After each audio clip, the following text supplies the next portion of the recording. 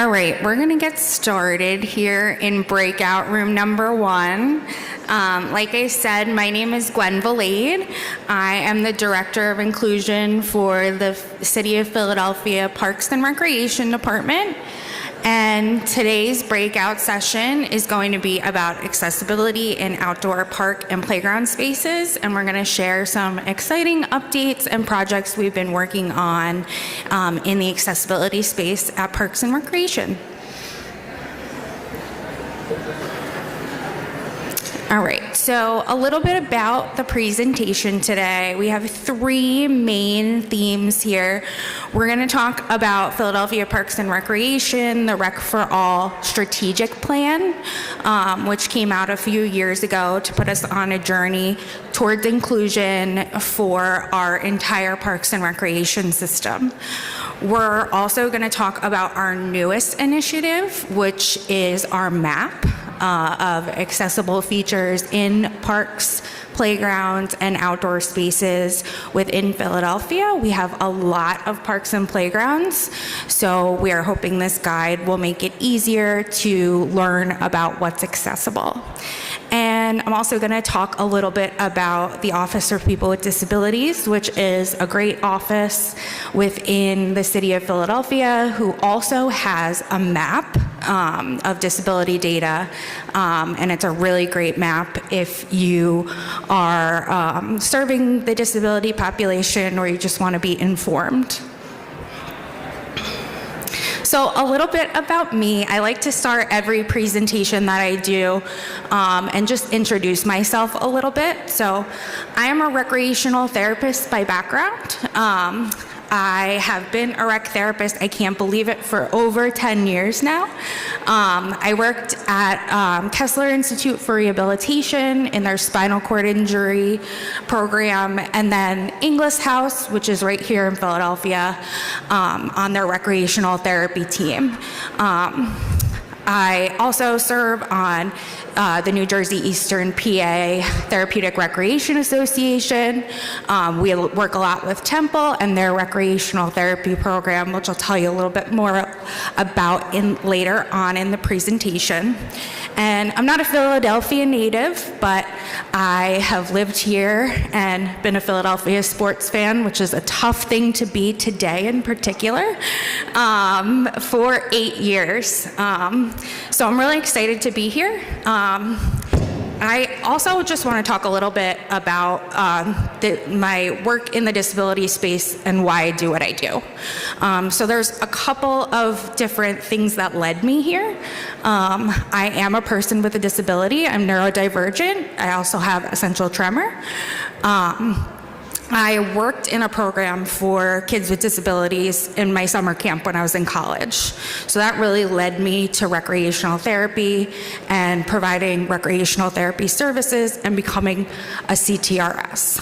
But really why I do what I do is because of my younger brother. He was born with a disability due to a brain injury at birth and has epilepsy, Tourette's, intellectual disability. So a lot of my work is driven through my passion to make the world more accessible for people like my younger brother. I went on that long journey of accessibility with my mom and getting him services in school, his IEP, different health services. So I'm really familiar with that journey and really want to make it easier and more accessible for everyone.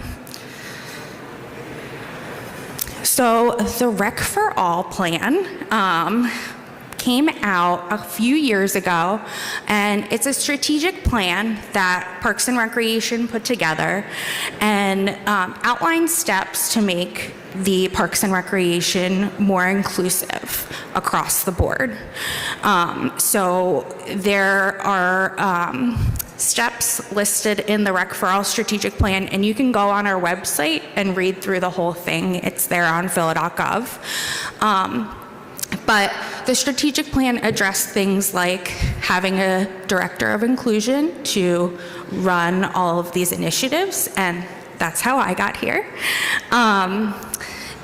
went through different training initiatives, different professional development, connecting with other cities who are doing this work, and really outlining a roadmap, essentially, to making our parks, our playgrounds, our rec centers, our pools more accessible. It hasn't been an easy journey. It never is. In 2022, I was hired as part of the Parks and Recreation team to take on this work. So I oversee our programs for people with disabilities. We do have Carousel House, which is our dedicated program for people with disabilities, formerly running out of West Park, currently running out of Gustine Recreation Center in the Manayunk area. And they provide programs for people with disabilities in sports, art, music. They run a great summer day camp, and they're going to get a brand new renovated building in the next couple of years. So as soon as they break ground and get everything constructed over there, we will be ready to move back there.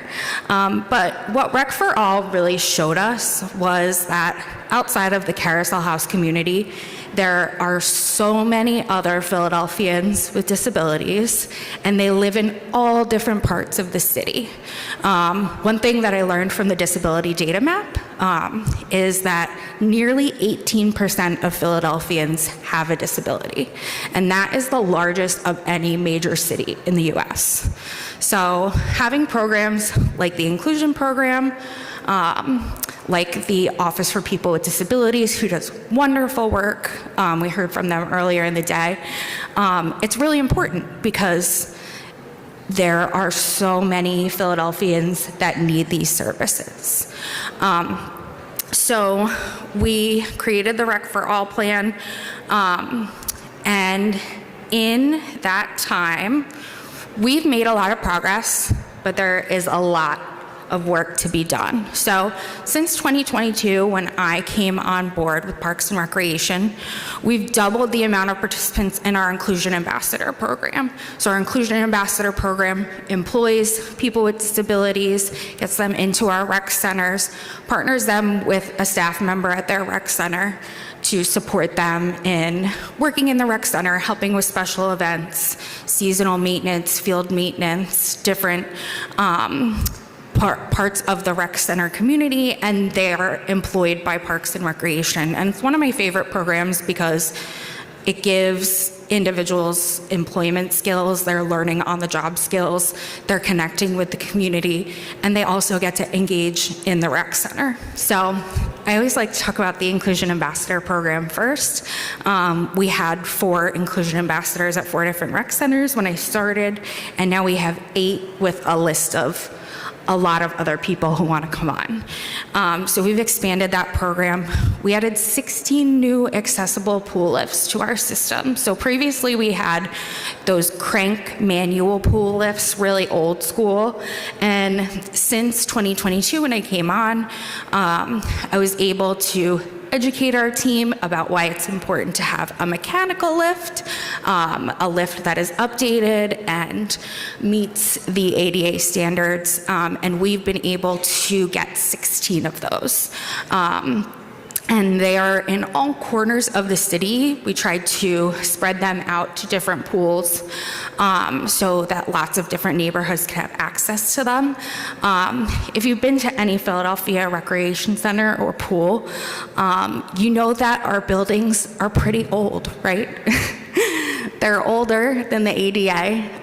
Fun fact, the ADA is exactly as old as I am. I was born in June of 1990, and the ADA was signed into law of July 1990. So if you want a vision of how old the ADA is, it's old enough to have gone through school, college, a master's degree, and have 10 years of work experience. So our buildings are pretty old. We have really, really old infrastructure in a lot of our buildings, and things like elevators, ramps, lifts. They weren't thinking about that back in 1910, believe it or not, is when our first recreation center was built up in Chestnut Hill. So there's a lot of adaptations that we have to make.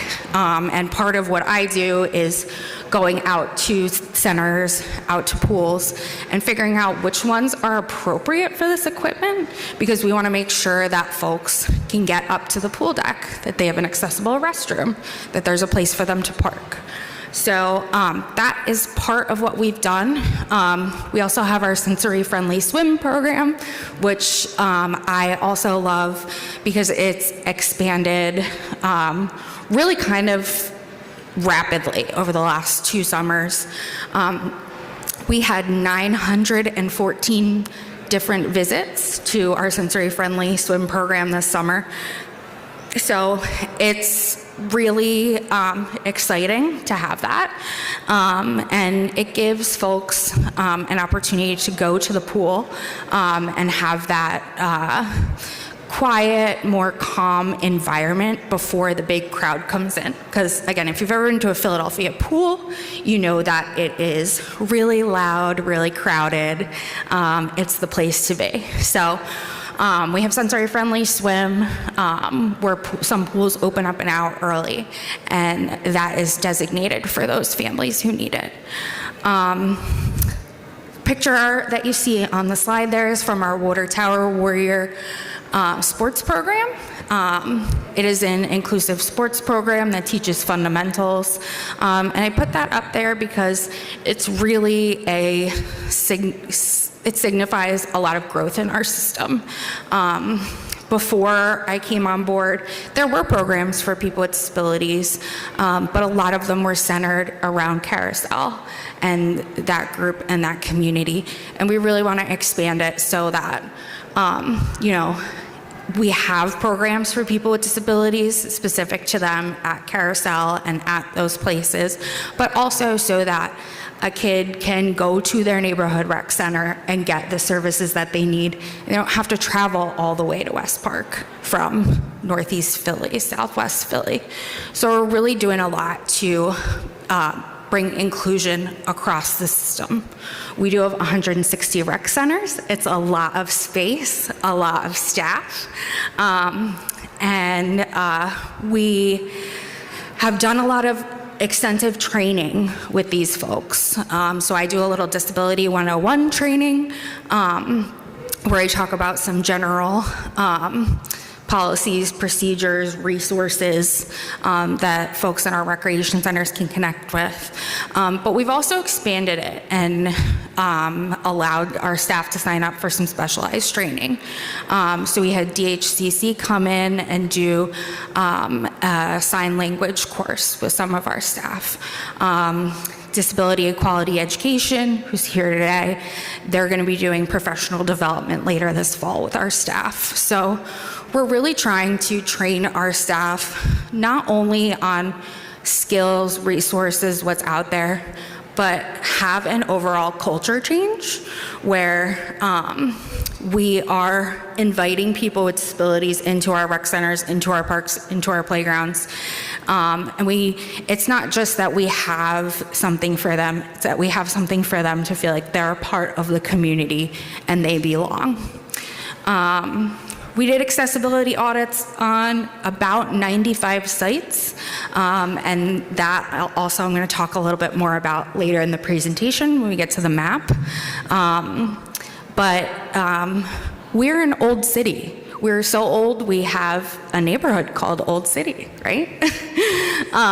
So looking at our buildings, looking at our infrastructure, seeing what's accessible, what's not, what needs to be updated, and working with partners like the Office for People with Disabilities has been a part of this work. So, how do we get here today?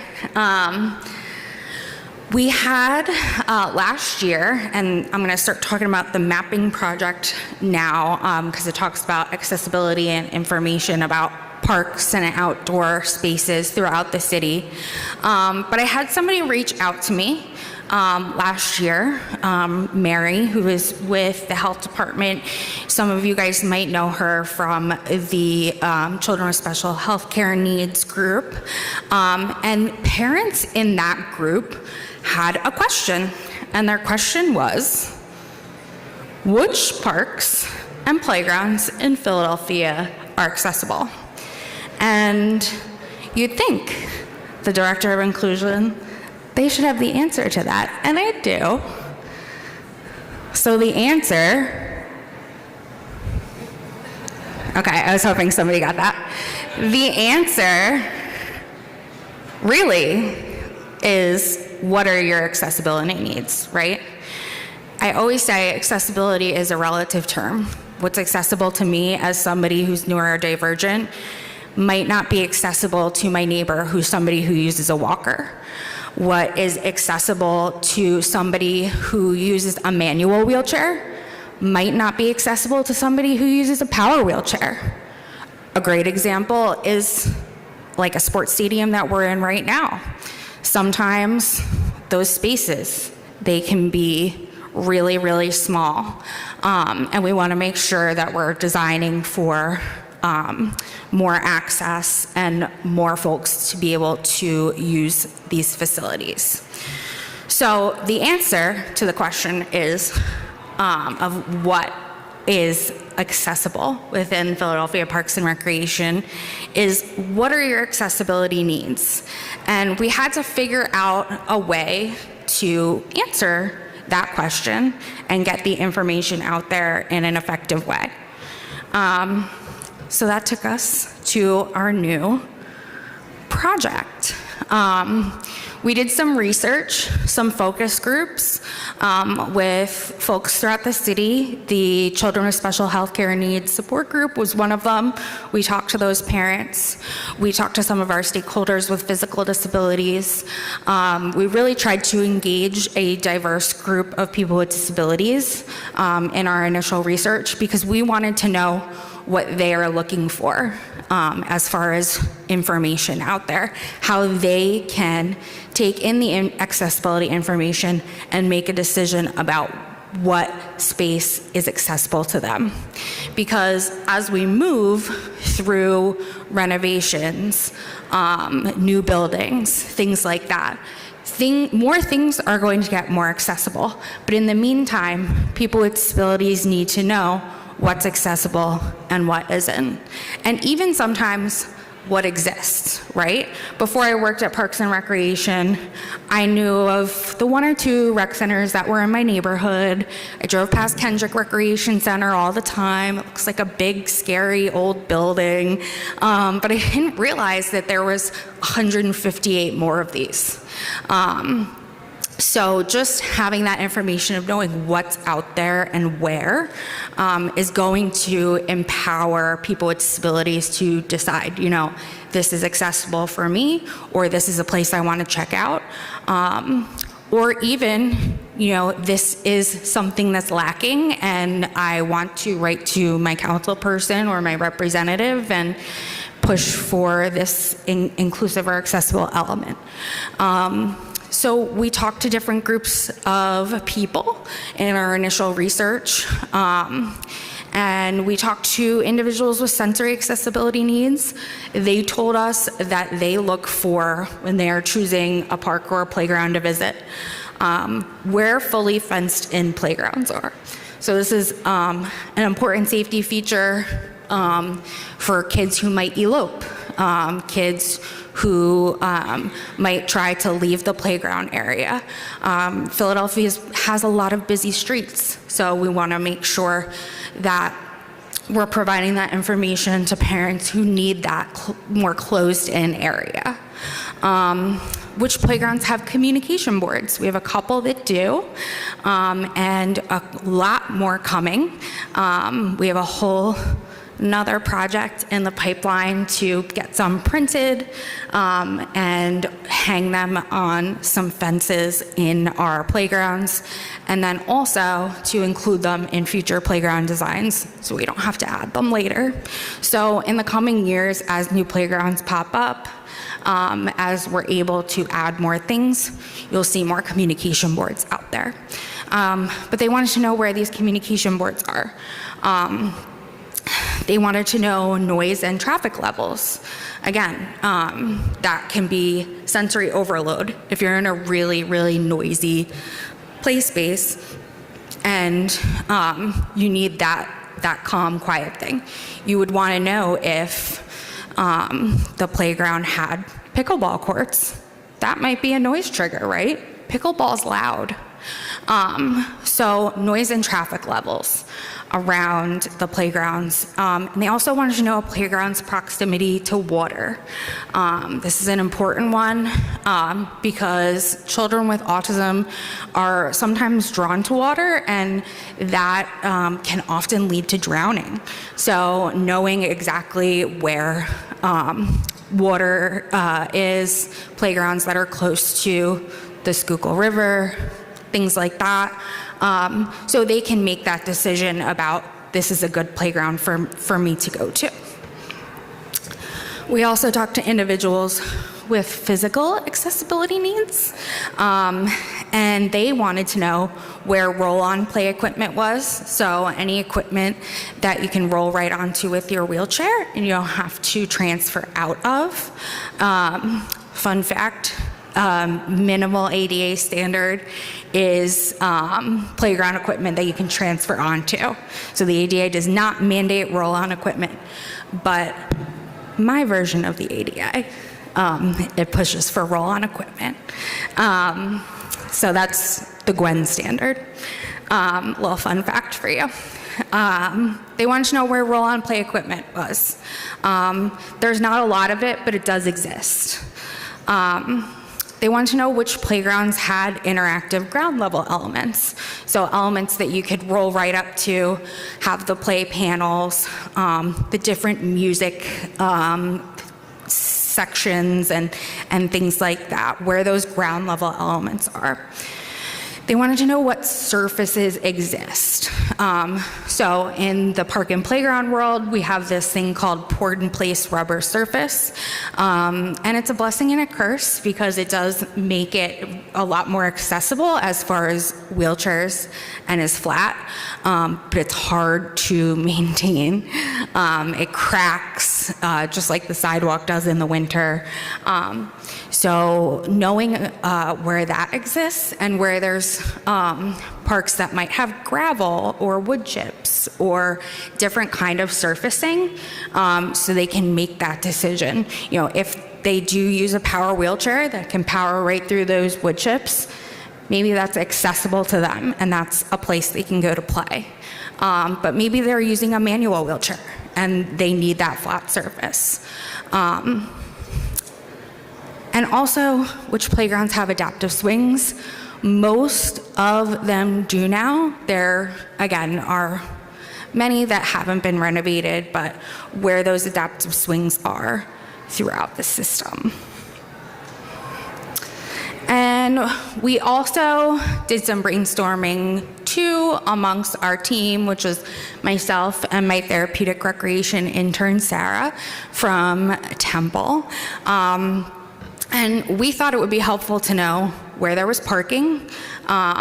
It's really hard to find some place in the city that has its own designated parking lot where you don't have to look for street parking. So we thought that this was really important information for folks who need accessible parking, who need accessible spaces. We looked at physical accessibility of entrances. Some of our parks have stairs in their entrances, but some of them have stairs and then a separate entrance, maybe along another sidewalk or another part of the park. So we wanted to indicate where those were, so that when you get to the park, you're not just going to the first entrance that might have stairs. You're going to the accessible entrance. So the physical accessibility of entrances. We looked at proximity to SEPTA. We know that a lot of our citizens use SEPTA, use CCT, and we wanted to have that on there for folks who rely on public transportation. We looked at accessible benches, picnic tables, seating. We have a lot of different styles of seating in our parks and playgrounds, so we wanted folks to be able to know what was there before they got there and if it was accessible to them. And we looked at spray ground accessibility. The next best thing outside an accessible pool is an accessible spray ground. A great way to cool off in the summer.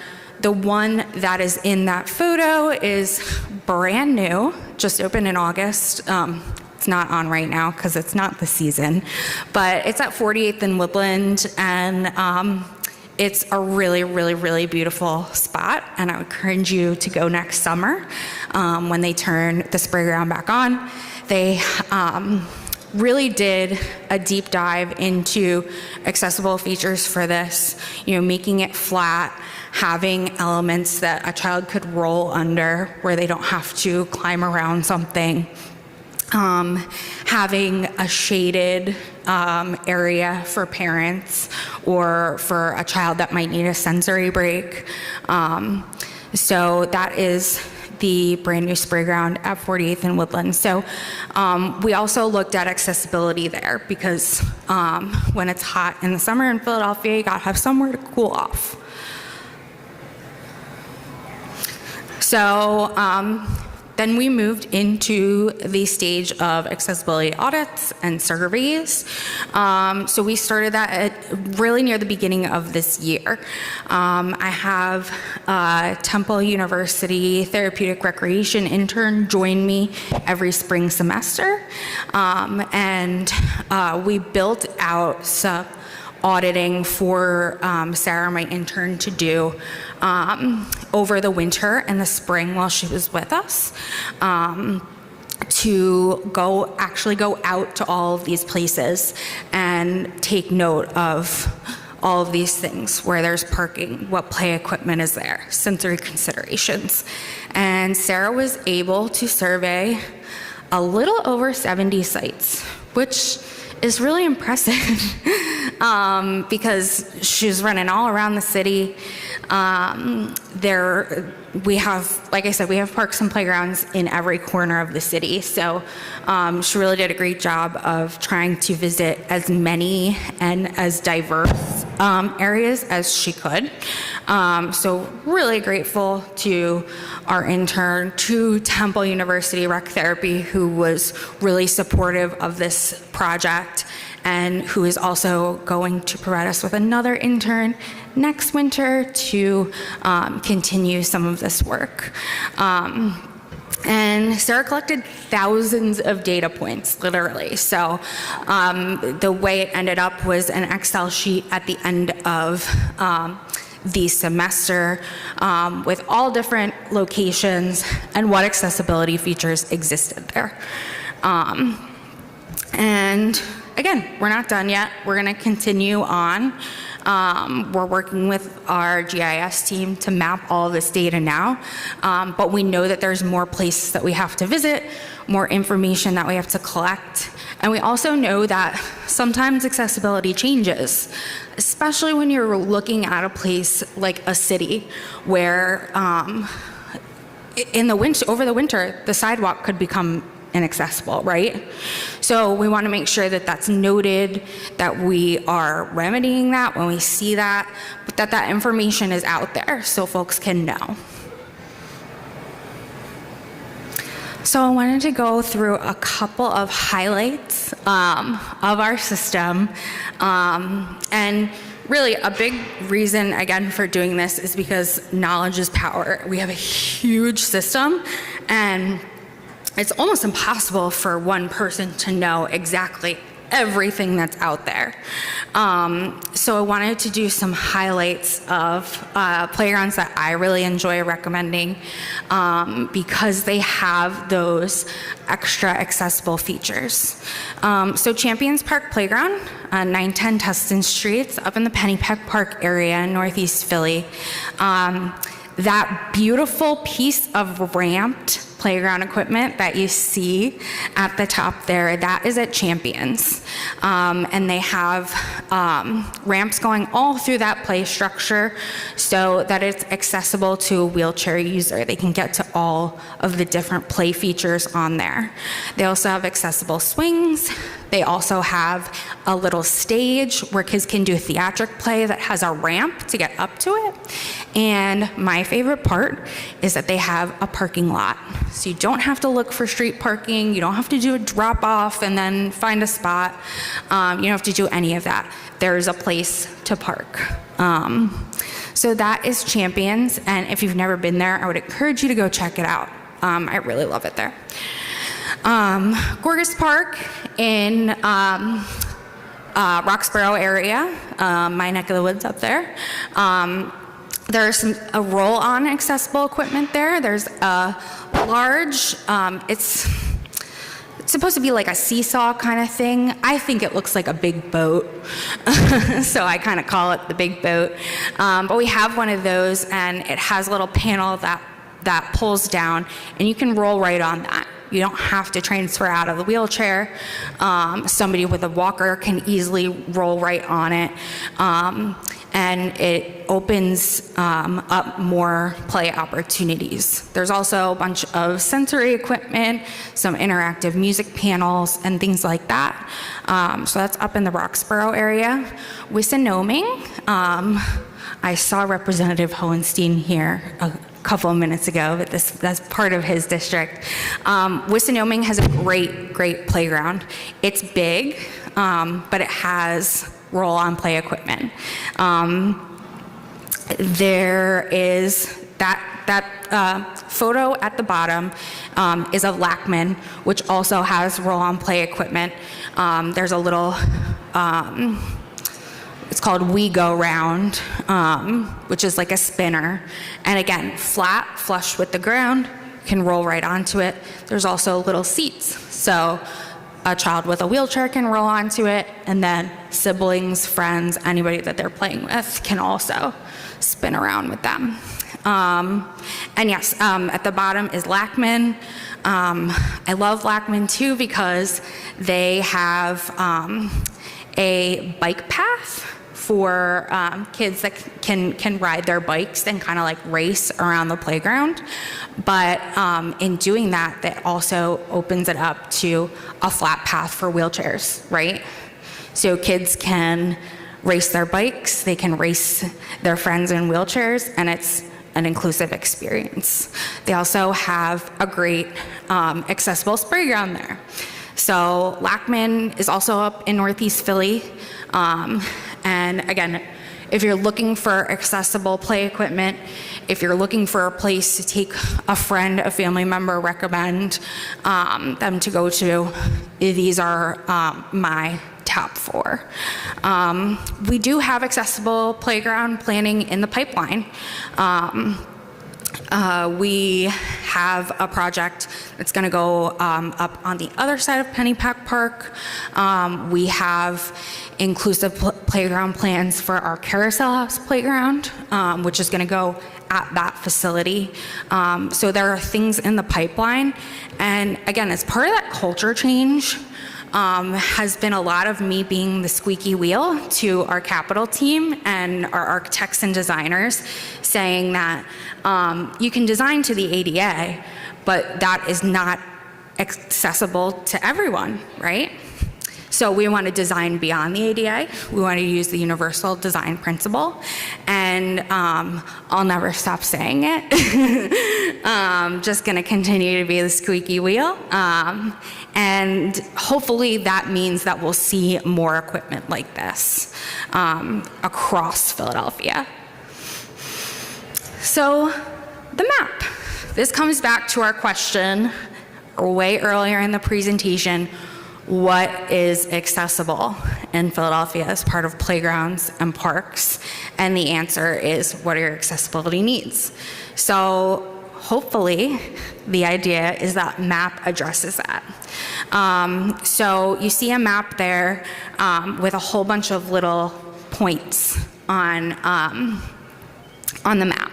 And each one of those points represents a park or a playground in Philadelphia. And we have this map on our website already, but it doesn't have a whole lot of information with it, right? You can click on it and it'll tell you where the park is, where the playground is, maybe what their hours are and their phone number. That's pretty much it.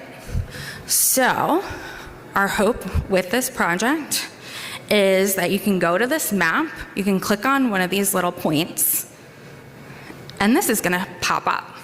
So this is an example. This is Wissinoming. We were just talking about that a couple slides ago. It gives us the address, but then it gives us parking information. Where's the lot? And not only that the lot exists, but where is it? Because that address on Frankfurt Avenue is gonna take you to Frankfurt Avenue. It's not gonna take you to where the parking lot is in Cheltenham Avenue. And the last thing you want to be doing is circling around trying to find parking for this playground. So it'll tell you where the lot is, where the entrance with the accessible route is. Surface is on here, that there's paved pathways, again, rubber flat surface for the playground versus that wood chip surface, which is a little bit easier to roll on. Accessible play equipment. So at Wissinoming, it's another one that I like because it has a lot of equipment that is, again, above and beyond those ADA standards. Adaptive swing set, ground level interactive panels, a roll-on we-go-round accessible spinner, and a wheelchair accessible spray ground. So a lot of great things. And then finally on here we have sensory considerations. So letting people know the park is located on a busy street. The park itself is fenced in, but the playground is not. So that's important information to know. You can decide this is accessible to me, my family, my child, or maybe it's not because we need a little bit more of a closed-in fence. So that is a little bit about what we hope that the map looks like. And again, be able to go in and click on any park and get a little pop-up box like this that has all this information.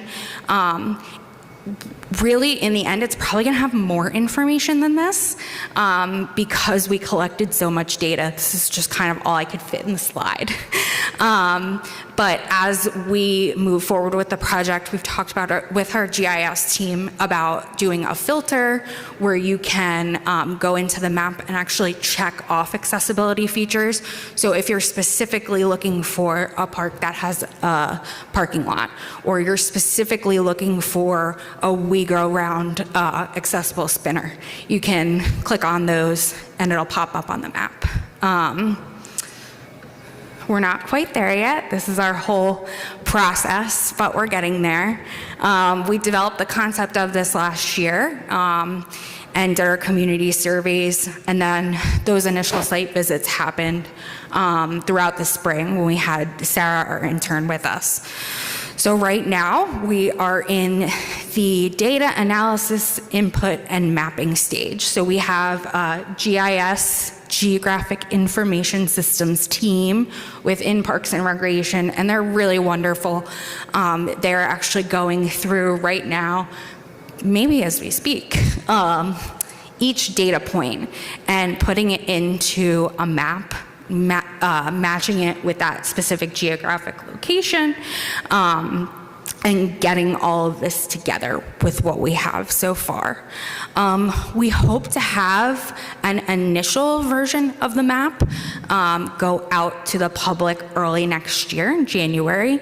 Again, there's a lot of information, so I don't know if it's exactly going to be in January, but some where early in 2025, we hope to release the map, and then get feedback from the community, because we want to know how it works for you. This is a map for you, and we want to make sure that we have all of the features, the accessibility features that we need.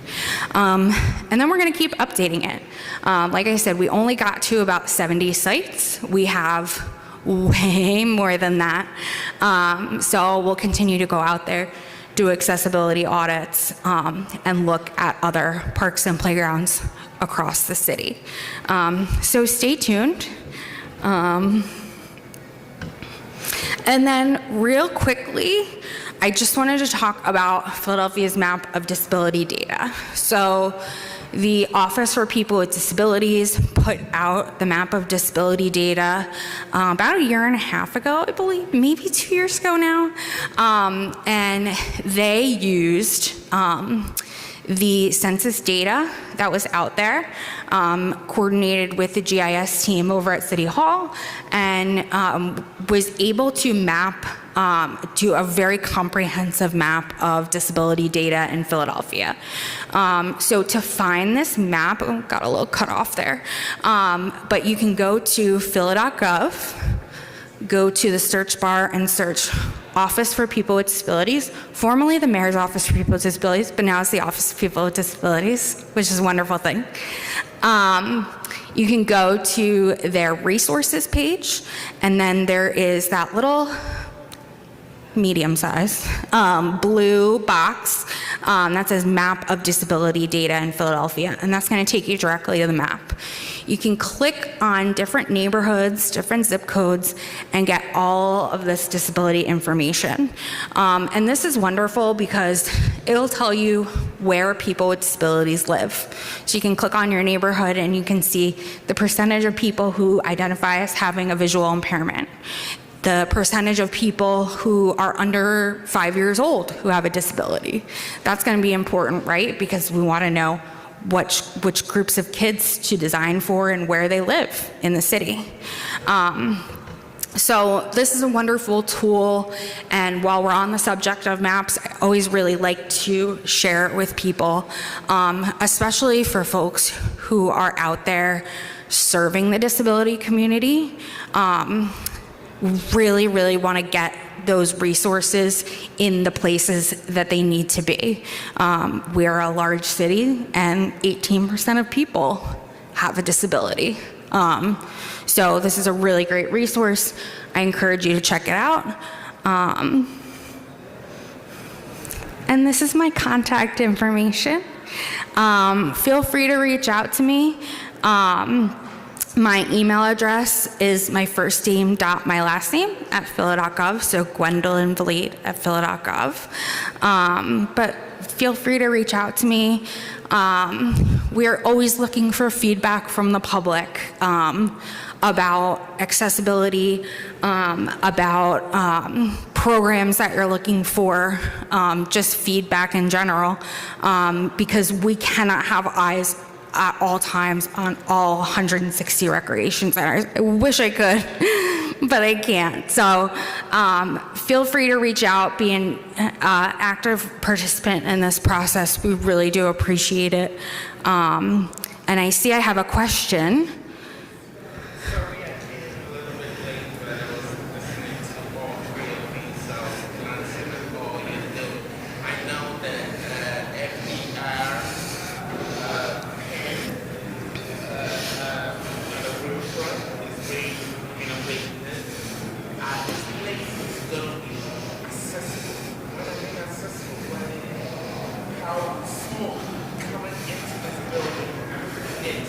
Yeah.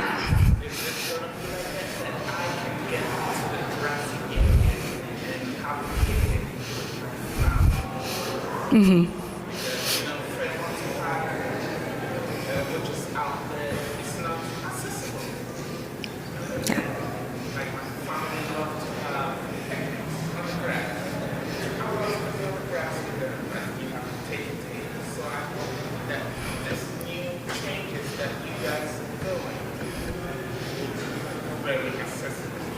Yeah, thank you. And that is what we hope that the map does, right? That we can inform people where those places are, where that flat surface is.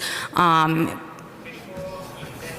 hope you have somebody with a physical and invisible disability who is going around surveying and helping to let them understand what we talk about disability. Yeah, we have our Office for People with Disabilities and that commission who's starting up their meetings again, which I'm so excited this month. So yeah, we definitely work with folks on that commission, and Adrian and Julian over there, and are always, again, looking for feedback from different members of the disability community, because like I said before, what's accessible to somebody with a visual impairment might not be accessible to somebody in a wheelchair. Somebody who uses a manual wheelchair and somebody who uses a power wheelchair, they could need different accessibility features. So it's all about having that information and being able to decide what is accessible for you. And I hope that that empowers the community to do it. And I hope that and it'll help you find all the great places to go do picnics. Anybody else?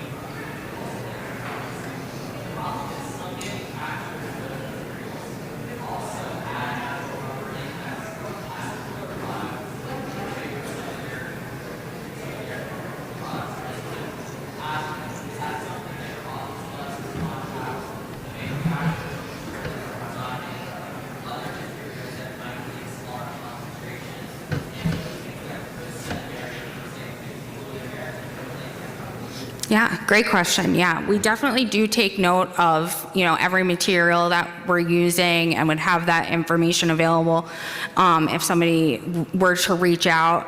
Another great thing that has come out in the last couple years is a kind of wood fiber manufactured play surface. I kind of attribute it kind of like to a cork board, like the kind of bulletin board material.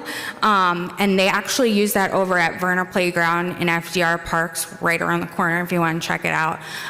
So that is definitely something that we're encouraging them to use more in playgrounds because it's accessible and it's that specific material. So hopefully we'll see more of that used moving forward. That was the first park, I believe, that they used it in the city.